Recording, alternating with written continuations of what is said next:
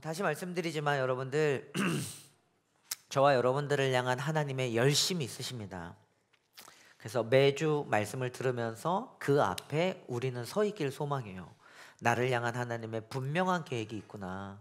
그러니까 하나님께서 우리를 이끌어 가시고자 하는 방향이 있으시구나. 그리고 그것이 온전함이고, 저는 그 지점들을 여러분들에게 제시했어요. 성경 안에서 비추어진 반드시 저와 여러분들의 삶을 아름답게 만들 것이라는 하나님의 열심인 거죠.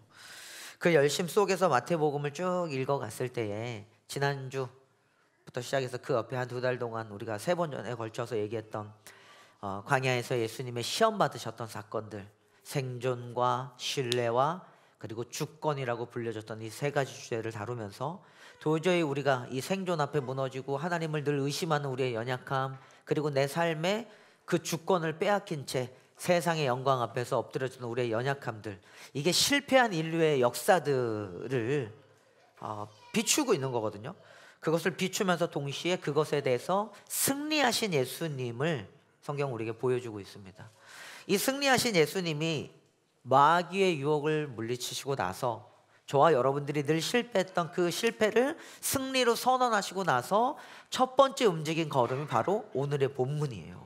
그 본문이 오늘입니다. 12절을 읽어보면 이렇게 시작하고 있어요. 여기 보면 이렇게 얘기합니다.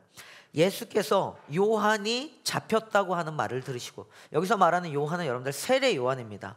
성경에 요한이 여러 명 나오지만 우리가 잘 아는 사도 요한, 예수님의 제자 요한과 세례 요한 아시죠?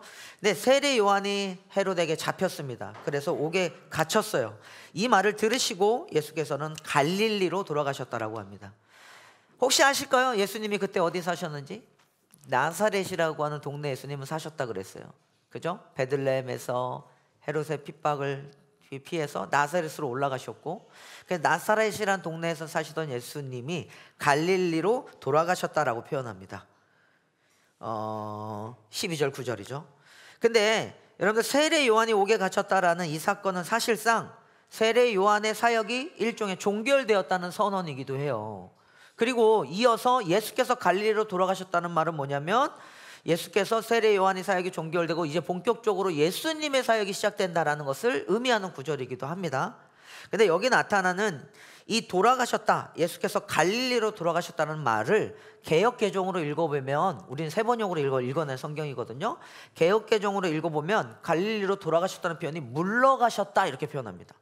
일종의 후퇴하셨다 이런 말이에요. 갈릴리로 물러가셨다라고 표현되었는데, 이 물러가셨다라고 하는, 돌아가다라고 하는 이 동사가 헬라어에서는 어떤 단어이기도 하냐면요, 물러가셨다, 돌아가셨다라는 의미이기도 하지만 저 단어가 헬라어에서는 이런 의미로도 사용됩니다. 출발하셨다, 이런 의미로도 사용되어져요.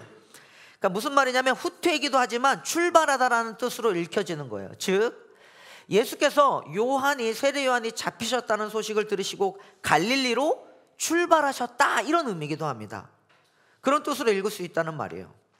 그러니까 물러가셨다라는 말이 후퇴하셨다라는 것 같이 들리기도 하지만, 이제 그 어떤 사건이 예수님에게는 인류를 위한 예수님의 사역에 있어서 어떤 본격적인 출발과 시작과 같은 뜻으로 읽을 수도 있다는 말이에요. 아멘. 물러가신 것 같고 후퇴하신 것 같지만 이제 예수께서 본격적으로 무엇인가를 시작하기 위한 출발이 있었다라는 건데, 여러분들 보세요. 우리가 무언가를 시작할 때, 특히 이 비전을 가진 사람, 뜻을 가진 사람이 무언가를 시작할 때는 어떤 굳은 결심이 함께해야 될 때가 분명히 있는 것 같아요. 그 시작이 좋지 못한 상황과 환경이 주어져서 때로는 삶이 후퇴해 보이는 것 같아 보일 수도 있어요. 그런데 우리는 그곳에 하나님이 뜻이 있다면 힘있게 걸어갈 수 있는 것이죠. 오늘 예수님이 그랬던 것 같습니다. 어쩌면 이것이 사명을 가진 사람들의 뜻과 비전이지 않을까 싶어요. 세례 요한이 갇혔고 옥에 갇혔고 이제 그의 사역이 종결되어졌고, 표현에서는 이중적인 의미를 가져 물러가셨다, 후퇴하셨다 같은 의미이긴 하지만, 그럼에도 불구하고 예수님은 그 길을 걸어가십니다. 시작을 그렇게 하세요. 이게 좀 의미가 있어요. 여러분들 보세요. 뜻을 이루고자 하는 길에는 나름대로 이런 어떤 의미 있는 걸음들이 주어지겠죠. 근데 때로는 그 의미 있는 걸음들이, 여러분 보세요, 하나님의 뜻을 이루기 위해서 우리가 걸어가야 될 의미 있는 걸음들이 때로는 내 삶에 퇴보를 일으키는 것 같고 후퇴하는 것 같고 물러가는 것 같아 보일 때가 있다고요. 그러나 그렇다 할지라도 거기에 하나님의 뜻이 있다고 하면은 걸어갈 수 있는 사람들이 비전의 사람이고 하나님의 사람입니다. 저 보세요. 뜻을 이루기 위한 사람들은 그 뜻을 이루기 위해서 내 삶이 퇴보하는 것 같은 선택을 해야 될 때가 있어요. 낭비하는 것 같아 보이고, 그 다음에 소비하는 것 같아 보이고, 이것이 진짜 때로는 억울해 보이고, 때로는 내가 그동안 쌓아 올려왔던 것들이 다 무너져 같아 보이는 길로 우리가 가야 될 때가 있다니까요.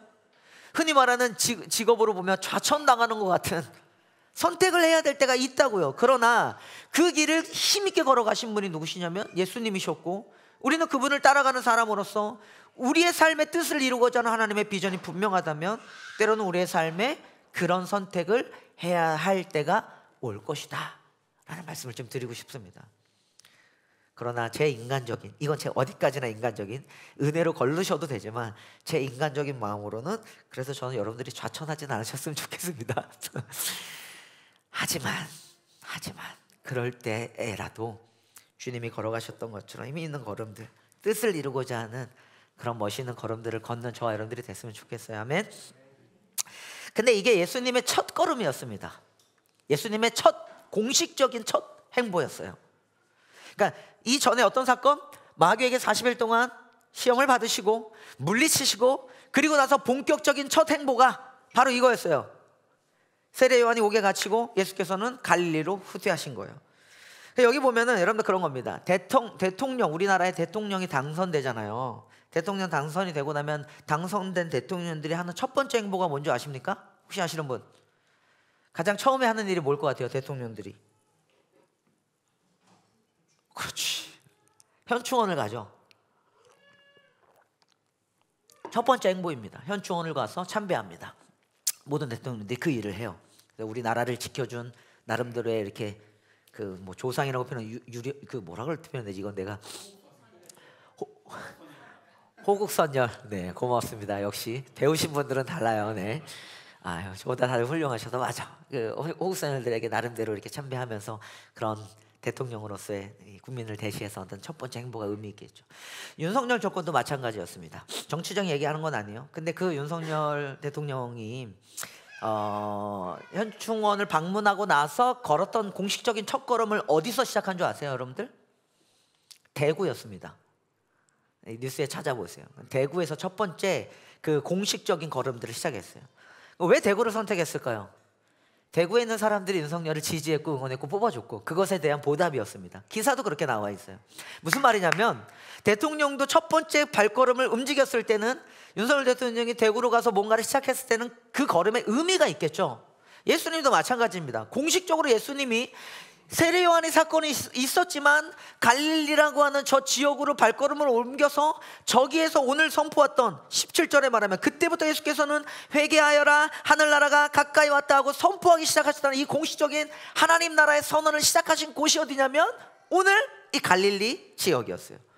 특별히 그 공식적인 예수님의 첫 행보를 보여주는 이 지역을 보면은 오늘 주님의 마음을 좀 우리는 헤아려 볼 수 있을 것 같아요. 13절부터 16절까지 한번 읽어볼까요? 한번 봅시다. 13절부터 16절입니다. 크게 읽어주세요. 시작.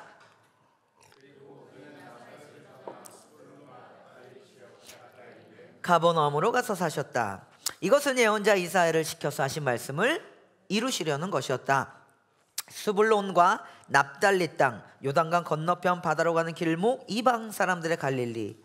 어둠에 앉아있는 백성이 큰 빛을 보았고 그늘진 죽음의 땅에 앉은 사람들에게 빛이 비쳤다. 여러분들 보세요. 이거 보면 여러분들이 좀 처음 들어보는 지명들이 나올 거예요. 스불론, 납달리 이런 거 처음 들어보죠. 갈릴리는 들어봤지만 가버나움, 네, 갈릴리의 북쪽에 있는 게 가버나움이고, 그 다음에 스불론, 납달리. 그래서 제가 좀 지도를 준비했습니다. 한번 좀 띄워줘 보세요. 이게 갈릴리 호수예요. 갈릴리 바닷가인데 가버나움이 어디 있니? 여기 이쪽 어디? 여기 있다. 여기가 가버나움이고, 여기가 이제 안 보이니까 말씀드릴게요. 여기가 가버나움인데 요 빨간색으로 표시된 요 부분 보이죠? 요게 스불론과 납달리 지역입니다. 여기 예수님이 가셨다는 곳이. 나사렛이 어디 있냐면 여기 있어요. 여기쯤에 나사렛이 있어요. 예루살렘은 저 아래에 있습니다.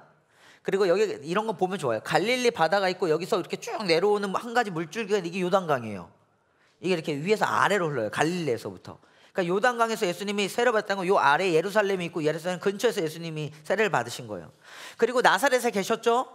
사시다가 쉽게 말하면 이쪽으로 세례 요한이 투옥됐다는 사실을 듣고 이제 예수님이 공식적으로 본격적인 사역을 펼치는데 요 가버나움 요 동네로 들어가셔서 하신 거죠. 근데 이 가버나움이라는 지역을 스불론과 납달리 땅이라고 예전에 스불론과 납달리 땅인 거죠. 그걸 좀 설명을 드릴까요? 이걸 이해하면 오늘 말씀이 좀 이해가 됩니다.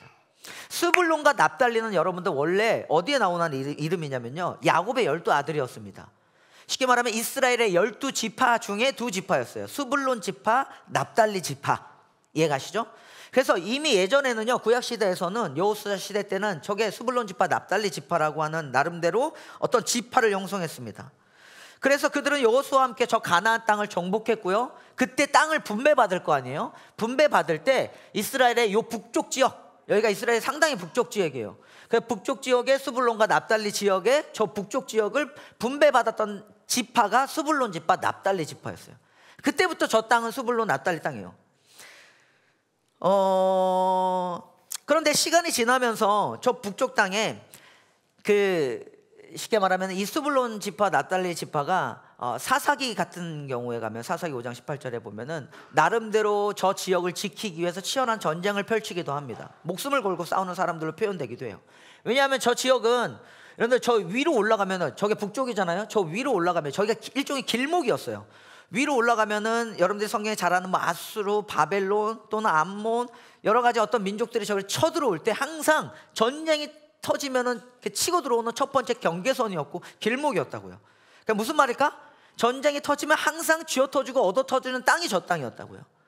그러니까 억압받고 빼앗기고 고통당하는 땅이었습니다. 심지어는 이주민들이 저기 들어와서 살기 시작하면, 이스라엘은 이주민들, 쉽게 말하면 이방인들과 함께 이렇게 결혼하지 말라는 좀 법이 있었죠. 단순히 피를 섞지 말라 이런 측면이 아니라 우상숭배 때문이었습니다. 그 민족들과 함께 섞여지면서 그들의 문화들을 받아들이는 것이 하나님을 떠나는 것이 될까 봐 강하게 얘기했던 건데, 저 지역은 그만큼 이방인들도 많이 들어오기 시작했고, 그러다 보니까 섞여 사는 민족들이 생기기 시작했고, 그런 부분들에 있어서 신앙적인 타락을 일삼기 시작했던 곳이었고, 굉장히 나름대로 영적으로 아픔도 있고 억압도 있고 상처가 있고 뭐 그런 땅이에요. 이게 스불론과 납달리를 묘사하는 성경의 표현들입니다. 그래서 특별히 오늘 본문에 보면요, 오늘 본문 이따가 다시 한번 띄워줘 보세요. 지도 이제 괜찮고, 본문에 보면요 14절에 보면 이런 말씀이 있어요. 자 보세요 여러분들, 이것은 예언자 이사야를 시켜서 하신 말씀을 이루려 하신 것이다, 이렇게 됐는데, 이게 뭐냐면 예수께서 저 가버나움 지역으로 들어가셔서 거기서 사역, 본격적인 사역의 첫 출발을 거기서 시작하신 것은 이사야를 시켜서 하신 말씀을 이루려 하시는 것이다라는 이사야의 예언의 성취로 성경은 표현합니다. 그럼 도대체 이사야에는 어떤 말씀이 있었을까? 그걸 한번 띄워드릴 텐데, 이사야서 9장 1절 2절을 보세요. 그러면 비슷한 구절이 나옵니다. 이미 하나님께서 이사야를 통해서 이런 예언을 하셨어요. 약속을 하셨어요. 같이 한번 읽어볼까요? 시작.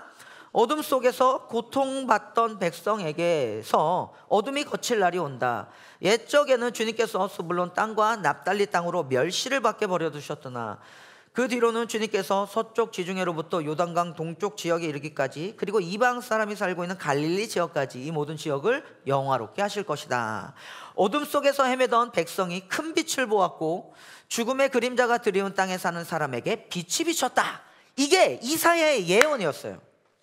이 예언의 성취, 이것을 이루기 위해서 예수님이 저기를 가신 겁니다. 근데 이사야의 표현에 의하면 이 스불론과 납달리 땅이 어떤 사람들이라고 여러분들? 그들은 어둠 속에서 고통받던 백성이었다고요. 그들은 뭐예요? 또 어떤 사람들이었어요? 멸시받던 백성이었습니다. 멸시받는다 하면 뭐예요?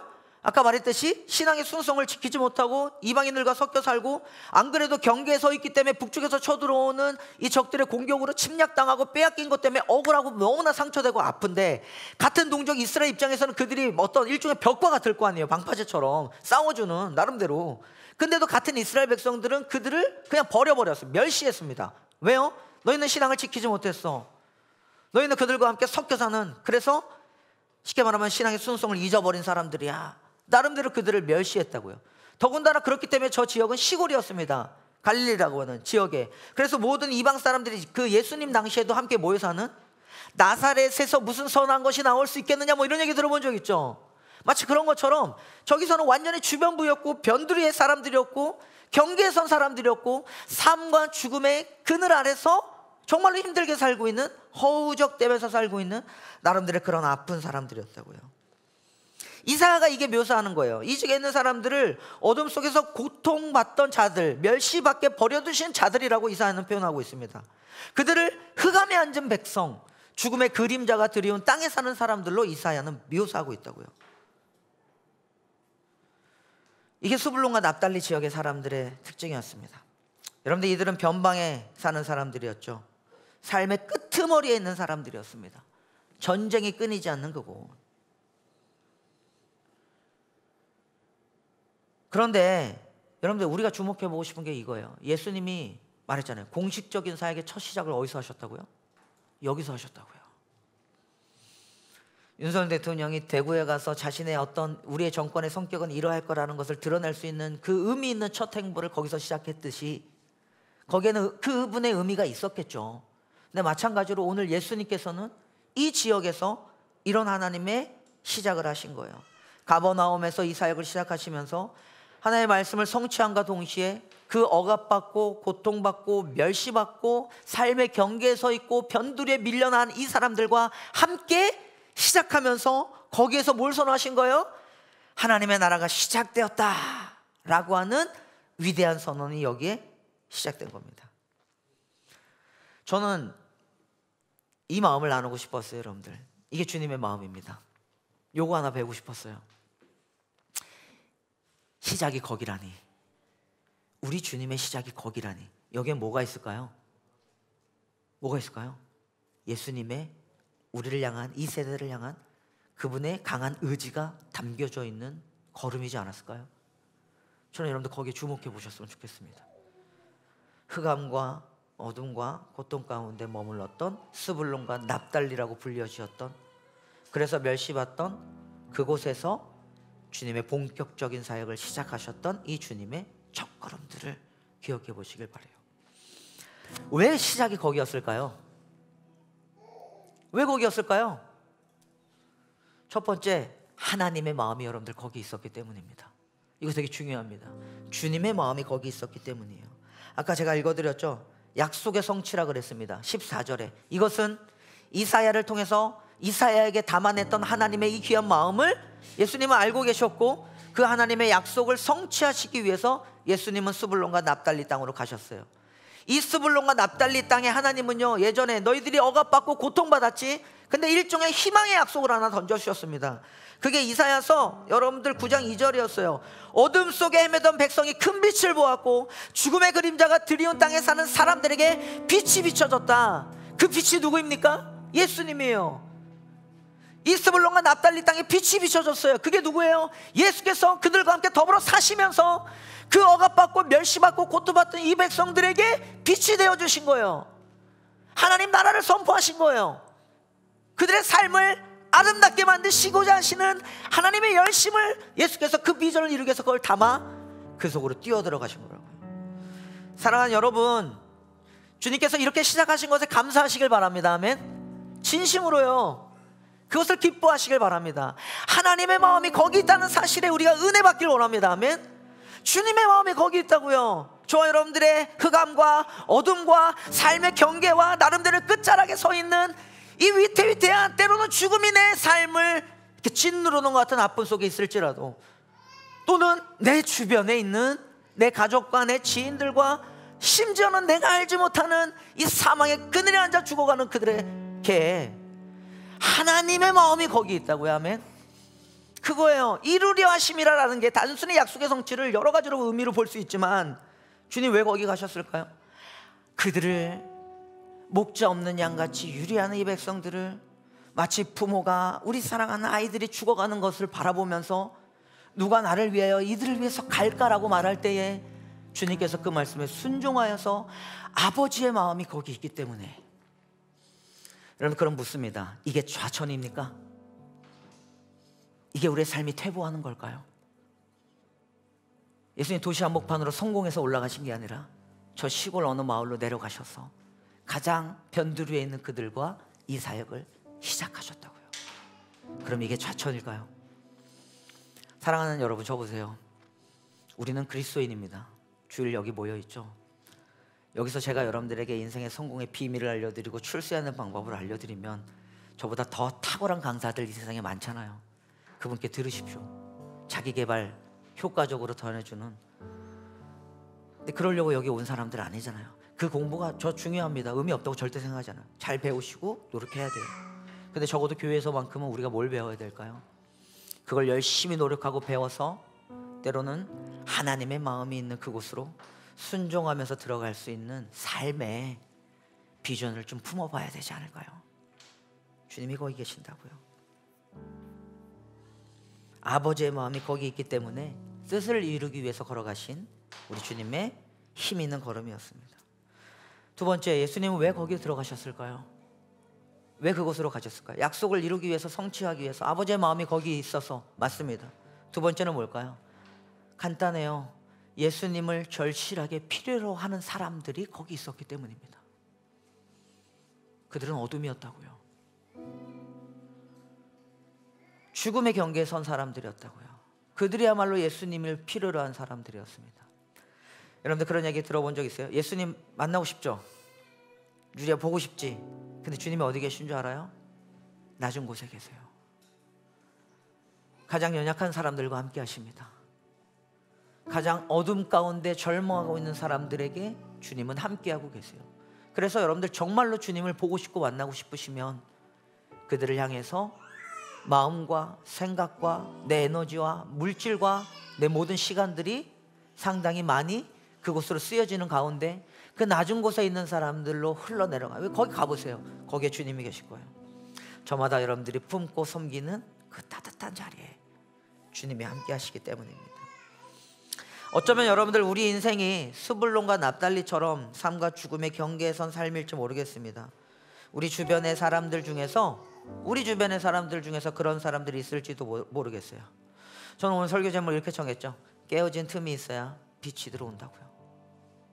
깨어진 틈이 있어야 빛이 들어온다고요. 스불론과 납달리 사람들의 삶에 비춰진 빛이 어쩌면 그랬을까요? 예수님이라고 하는 이 생명의 빛이, 하나님 나라고 하는 복음의 빛이 그랬을까요? 그들의 깨어진 삶 어귀에 하나님께서 비춰진 이 그리스도의 영광스러운 빛이 비춰졌을 때에 실제로 예수님께서 그들을 향해서 치료하시고 가르치시고 회복하셨던 놀라운 일들을 바라보면서 저와 여러분들의 삶 속에 이 빛이 비춰져야 되지 않을까요? 또 우리 주변에 있는 사람들에게도 마찬가지입니다. 그런데 오늘은 저는 이렇게 얘기하면서 오늘 메시지를 좀 정리해 볼까요? 제가 곰곰이 이 설교를 준비하면서도 한 주간을 돌아보면서 생각을 해봤는데 사망의 그늘에 앉은 이 사람들에게 빛을 비춘다는 게 생각보다 쉬운 건 아니더라고요. 이런 거예요. 더군다나 저와 여러분들 우리는 빛이 아닙니다. 그죠? 우리는 빛이 아닙니다. 그 빛을 비출 수 있는 존재가 되지도 못해요. 실제로 제가 목회를 하면서도 느꼈던 자기 반성 같은 생각이었습니다. 뭔지 아세요? 목회를 하면서 저도 여러분들 앞에 막 더군다나 하필 내 성격이 ENFP라 마치 뭔가 막 진짜 막 다 될 것처럼 여기서 막 하잖아. 와! 막 주님이 막. 근데 그게 상민 나는 현타가 올 때가 상당히 많아요. 열정적으로 왜 차라리 소심하게 외치든가 네 삶이 못 따라준다면 열정적으로 외쳐놓고서는 정작 그 삶과 동떨어진 소비를 하고 있는 내 삶이나 그런 나 자신을 보면은 처음에는 부끄럽다가 나중에 여러분들 스스로 막 진짜 이런 말이 나요. 아 이거 못하겠다.